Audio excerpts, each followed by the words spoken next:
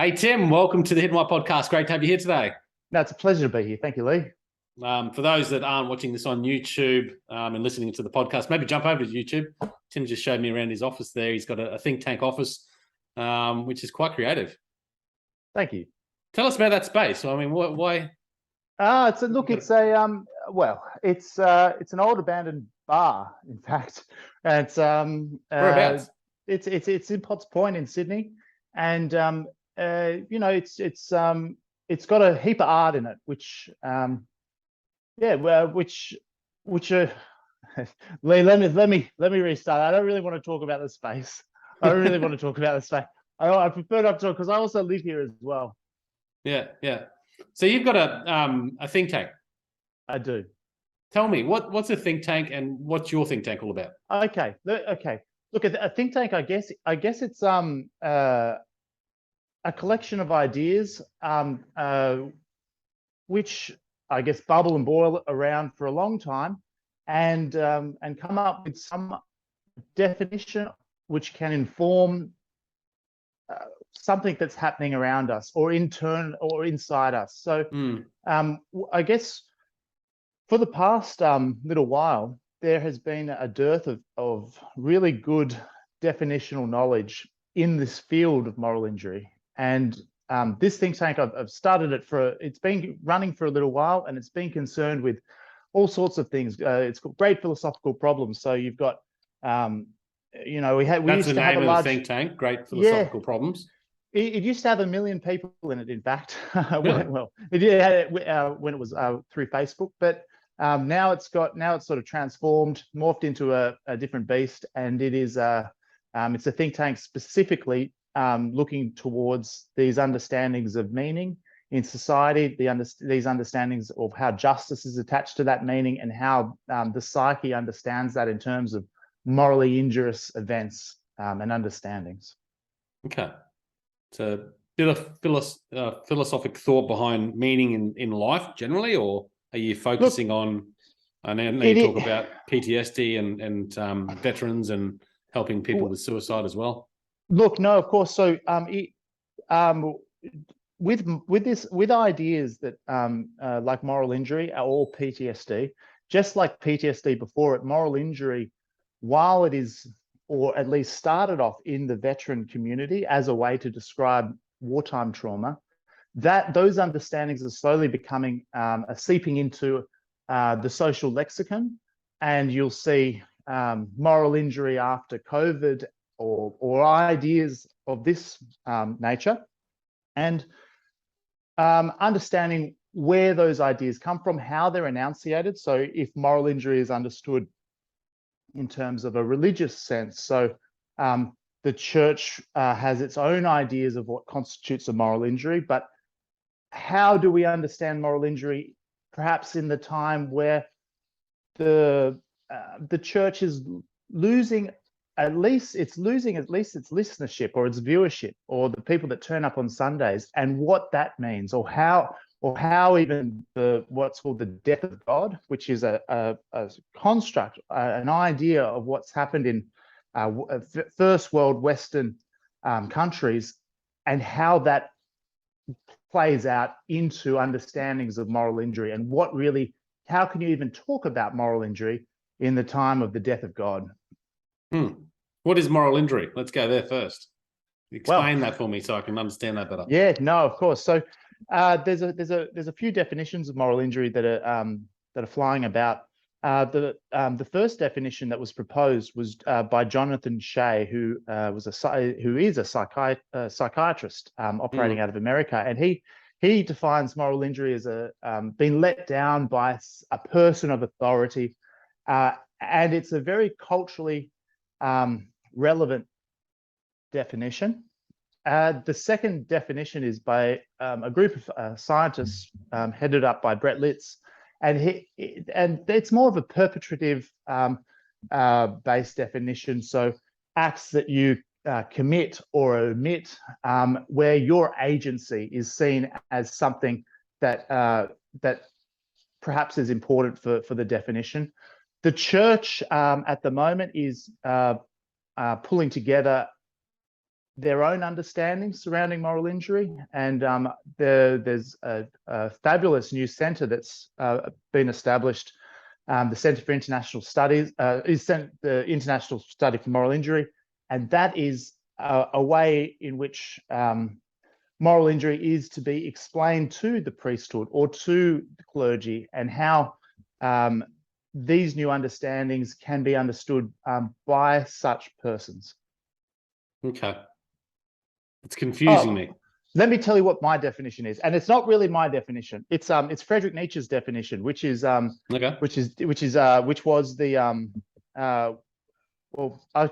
way in which to come to this definition. It's quite difficult to do, because you have to understand, if we now live in a time of humanity and crimes against humanity, where if you saw a God walking down the street and he said, let's kill those people in the suburb next door to us, let's kill every third born, you could charge that God or those ideas with crimes against humanity, but you couldn't charge humanity these days with crimes against God, because after World War II, the Nuremberg trials established and invented these new dictums of thought and moral gravitas, where the worst criminals in the world that had ever been weren't charged with crimes against God, right? They were charged with crimes against humanity. And in so doing, by charging the orchestrators of the Holocaust, or the Shoah, by charging them with crimes against humanity, humanity was placed at a lower level than religion. So, and this meant for the Jewish people, that was the end of the ancestral sin. Ancestral sin was no longer seen as something that could be blamed for what had happened to them. It was just, you couldn't, there was the death of original sin in a certain way for the Jewish people. And it ushered in a time, the time of humanity and crimes against it has ushered in a modernity for us, whereby we see steep declines in religion or religiosity in our societies. And this is because with these ideas or these dictums of humanity and crimes against them, these have come from the just war tradition, and the evolution of the just war tradition to this point has been trying to understand the virtues of Christianity, how to understand what is right and what is wrong. And so in the time of humanity and crimes against it, for a Christian, there is less need to believe in Christ, as in, even though that is the basis of Christian thought, and even atheistic thought in Western societies has a very Christian flavor to it. Maybe not in the ideas of God, but in the judgments or the revenges or the penalties which are applied to those who do not see the world in the same way as an atheist. And it's those hidden whys or hidden meanings that are the basis that Nietzsche starts to think about, and he starts to critique, and he critiques it, this idea throughout his whole life. But a very poignant example of this critique is in his masterwork called Thus Spake Zarathustra, where he says, you will see a future projection of Christian psyches. He says they will be like kine, which is an emaciated cattle, and the kine in the future will be clustered around a preacher on the mount. And this preacher on the mount, because the second coming is not available, or no one believes in a second coming anymore, the preacher in the mount represents Buddha or Eastern religions, where instead of waiting for the second coming, the Christian psyche is really looking for release with that first lightning of ego death. And so that to understand what moral injury is in the time of humanity and crimes against it, all these ideas sort of wrap in and tie together, and and I'll tell you. So moral injury is the suffering for meaning of a will to truth that has become conscious of itself as a problem in us. And I know it's a little bit of to get your head around, but if you'd like, I can walk you through how this definition has come into existence through the works of Friedrich Nietzsche, and how those works are then informed by the times in which we live, which is humanity and crimes against humanity, rather than God and crimes against God. Why would there be crimes? I mean, you have to be a believer in God to have crimes against God to begin with, True. wouldn't you? Yes, definitely. But if we understand moral injury as coming at the end of a Christian tradition that has been in existence for 2,000 years, because in the end, the definition of moral injury, it has emerged right at the very end. Right. What in society now, is there lots of people with moral injury, or? Well, the definition has only been proposed for 30 years. And while people are saying, well, moral injury happens, it's a constant, the explicit defining and creating a construct of moral injury is certainly historically significant, and it coincides with new ideas, or the most pillaged piece of prose in the English canon is a poem by W.B. Yeats called Slouching Towards Bethlehem. And it talks about what are these new understandings that are coming to inform our psyches. It has been, it's the most pillaged bit of prose. So that metaphor is something that is so formative to what we are looking for. Some not really the division between good and bad, but a transvaluation of what good means, and a transvaluation of good. So sort of beyond, this is the basis of beyond good and evil for what Nietzsche writes about. Well, we'll talk about moral injury just to try and summarize it a little bit better from my head. I mean, are we looking at it and going, well, we've had this this loss of meaning in the world because of the loss in faith, potentially multiple faiths, whatever it might be, and therefore we suffer because there is a loss of direction towards that meaning? Well, no one suffers if the meaning isn't if there's no shock to meaning. Okay, so and it's not really meaning. It's if your suffering has meaning, there is no moral injury. So it doesn't really matter what happens to you. If you can find meaning, or if there is meaning into your suffering, then you are not morally injured. But for example, if you're suffering for meaning, or if you're suffering for justice, so there's no justice to your suffering, that and the way in which you are suffering for your justice or for your meaning is through the Christian way of understanding the search for justice or the search for meaning, which is a will to truth. And that will to truth becomes conscious of itself as a problem in us when we get to the end and we think, well, hang on a second, if we keep following truth down this rabbit hole, we must end up at faith, or in the very end, because you can never, it's almost a null hypothesis. You can't ever prove something's true. You can only prove something is false. So if there is no justice in your suffering, then you could be described as experiencing moral injury. Correct. So if you can't find, I've been. But there's a lot of suffering without justice, wouldn't there be? Well, yes, but for example, if you were suffering without justice in the Christian tradition, a few hundred years ago, maybe 1,000 years ago, doesn't really matter. You would go and say,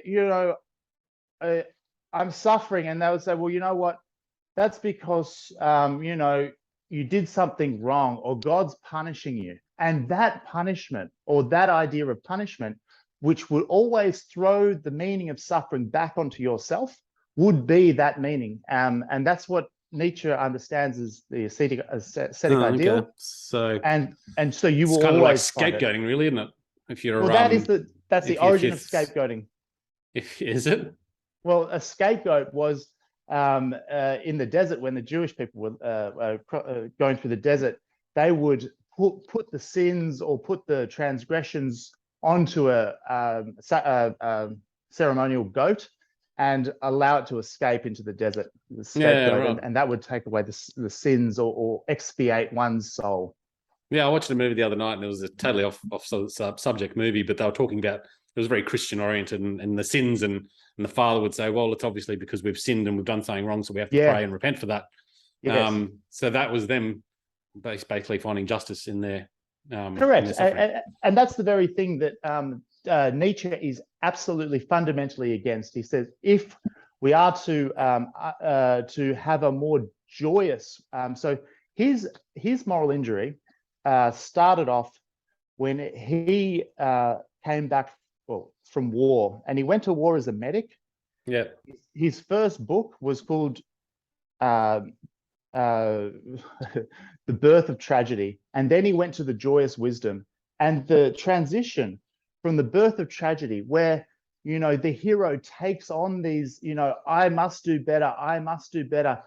That is in the end that he wants to transvaluate the idea of a hero instead, and away from those heavy burdens, and to take it into a joyous wisdom in a non-culpable way, because you don't want to be dropping off all these ideas and all these so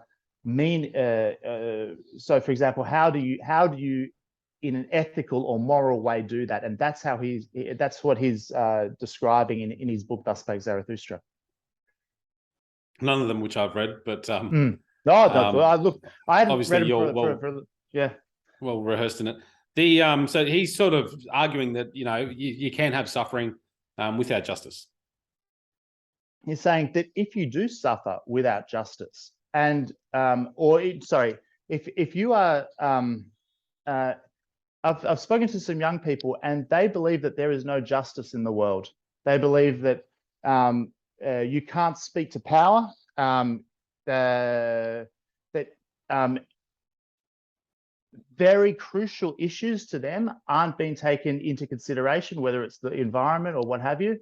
And in that injustice, that's where they find moral injury, because they can't find meaning for it, and it creates a very savage mentality where there's despondency, or there's understandings of nihilistic behavior just nihilistic psychologies. And those are the things that we're starting to see emerge in our societies today. Yeah. Right. Do you think it's just because young people are too impatient and we want everything now and we can't be bothered to just persevere? No, I don't think so. I think that they have been born in a very particular time, very particular time, without the buttresses that religiosity and its effect on our societies has given to previous generations, and without the meaning of great historical events that have flown through to them. So, for example, what is the meaning of the Holocaust? Is it the establishment of a new state, or is it the establishment of new ideas that flush through the world, of humanitarian ideas, so the ideas of humanity and crimes against it, or is it a state? And we're seeing this this strange dichotomy where you see Israel itself being charged or accused of crimes against humanity for the settlements that they are building on occupied territory. And even at this point, for example, our government in Australia, my government in Australia, there is a veto on the International Criminal Court by our country to start investigating or start to really look at this subject. And I think that these ideas, when they clash so vigorously, it makes it very difficult for any strong or clear meaning to travel down to future generations or younger generations. And we see this as well in the nuclear bomb. So that was at the end of World War II.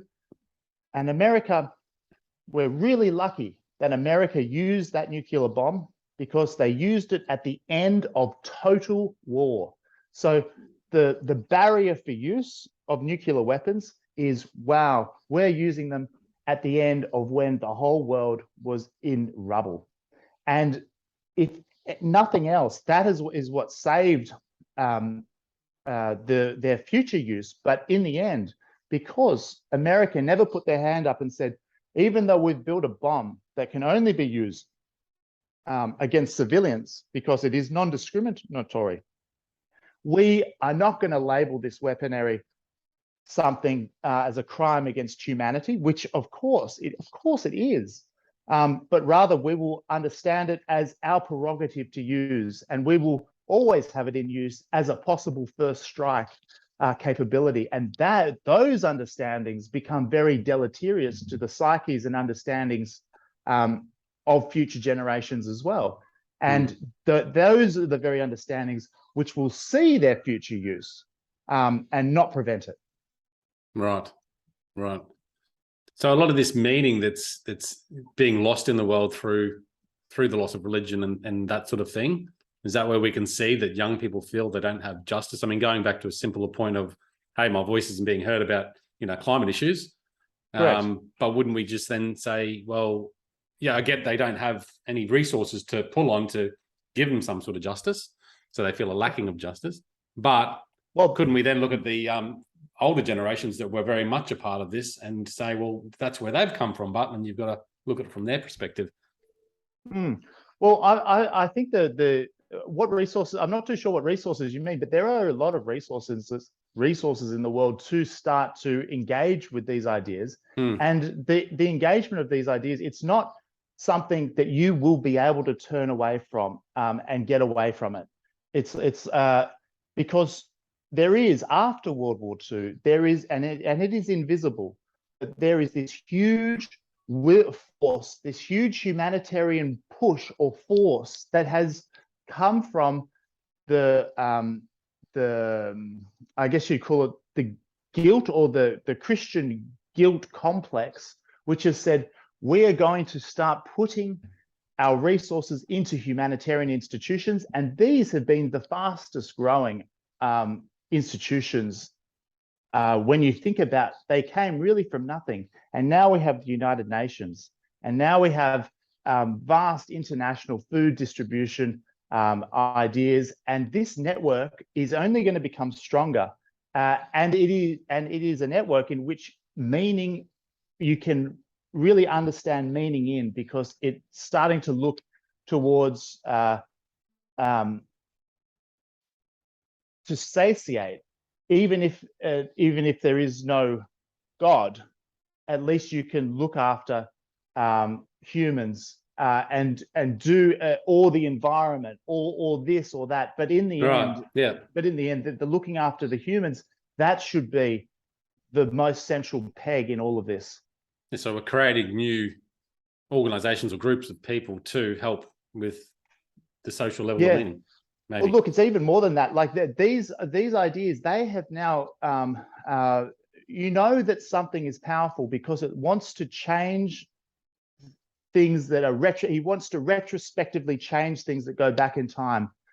Now, the ideas of genocide have now been applied retrospectively to the creation of the law. You'll look at the Armenian genocide.